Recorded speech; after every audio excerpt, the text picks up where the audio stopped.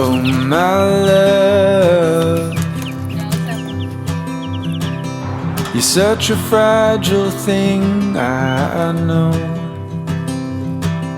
And with the winter comes the ice, the snow, but I'm here to hold.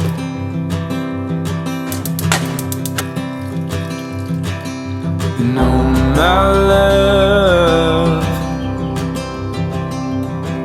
don't worry about the cold just yet. The trees haven't started to shed.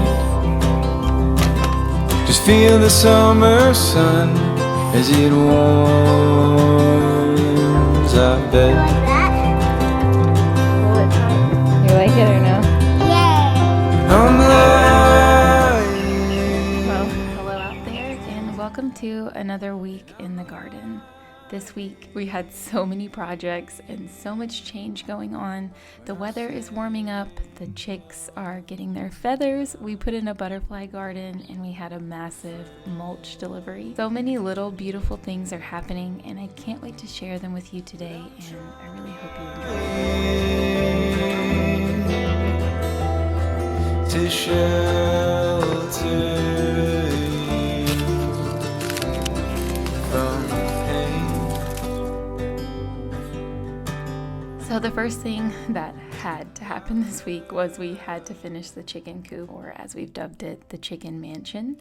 The chicks are getting so big and I think they are tired of being kept inside. They have been flying out of their brooder every chance that they get, and also they've been making huge messes by scratching all their bedding around and essentially just trying to be chickens in a small space. You might have noticed that we added 2 more. I think it's really true that chickens can be an addiction, so we went from 4 to 6, and I'm gonna try to cap it off right there.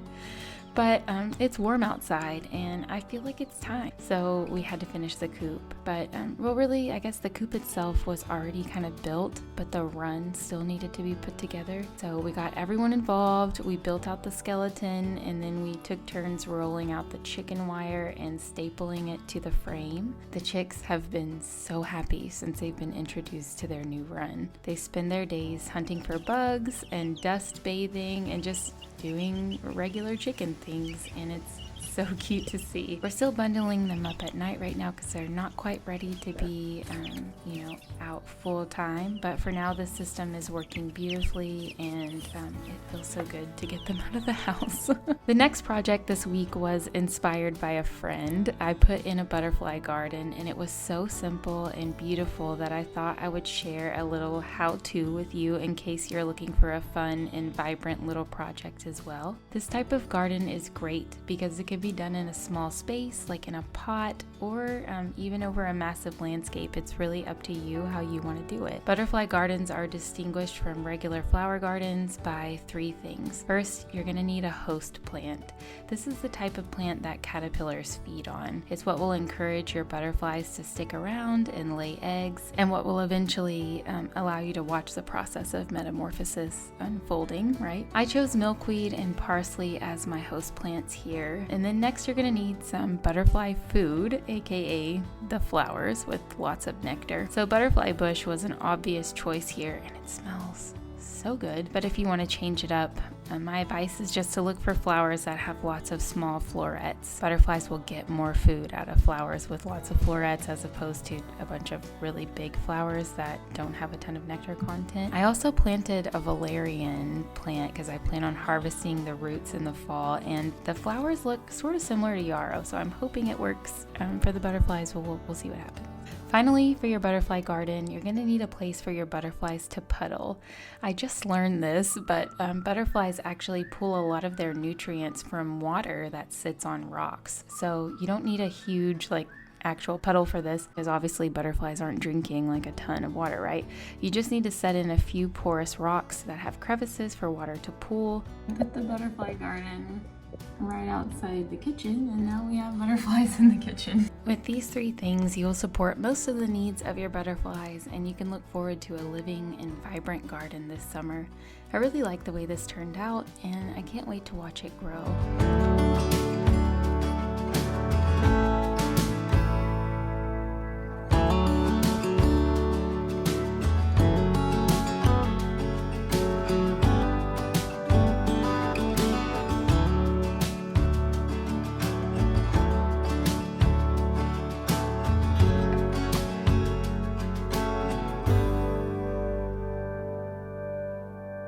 The next, more challenging project on the to-do list is one that I have neglected until I couldn't neglect it anymore.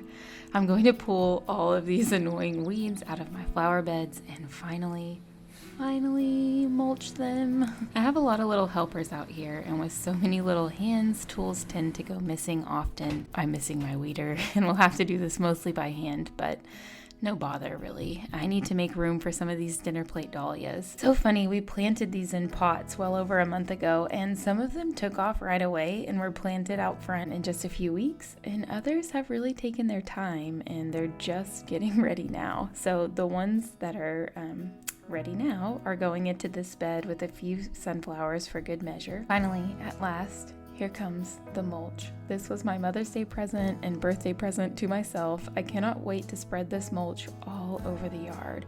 Mulch is so good for the soil and the plants, and it makes everything feel just more tidy and clean. I just can't wait. This was a 4-yard mulch delivery, and I think it was the perfect amount for what we needed. This is just the cheapest rough cut mulch, and I kind of like that the pieces are bigger because I feel like it will last a little longer. At least I'm hoping so. This pile was quite the task to tackle, and I didn't get a permit for it to sit in the alley, so we really had to work hard and fast to move it in as quickly as possible. I am very sore now, but I really like the outcome of the work. It's just beautiful and it smells great too. And I hope the plants will appreciate it as well, right? I also wanted to show you all this midnight snack tomato. These are a cherry tomato variety, and they have such a deep purple that they are almost black. You can tell if they are ripe or not by looking at the bottoms. There will be a tinge of red when they're ready to eat. They are so delicious, and they make a salad look super cool as well. Alright, well, I hope you enjoyed today's video. If you did, please give it a thumbs up, as that really helps me out with YouTube. Don't forget that you can see more of our garden and our projects over on Instagram at My Kids Are Dirty Again. And thank you all so much for watching. I will see you in the next one. Goodbye, everybody.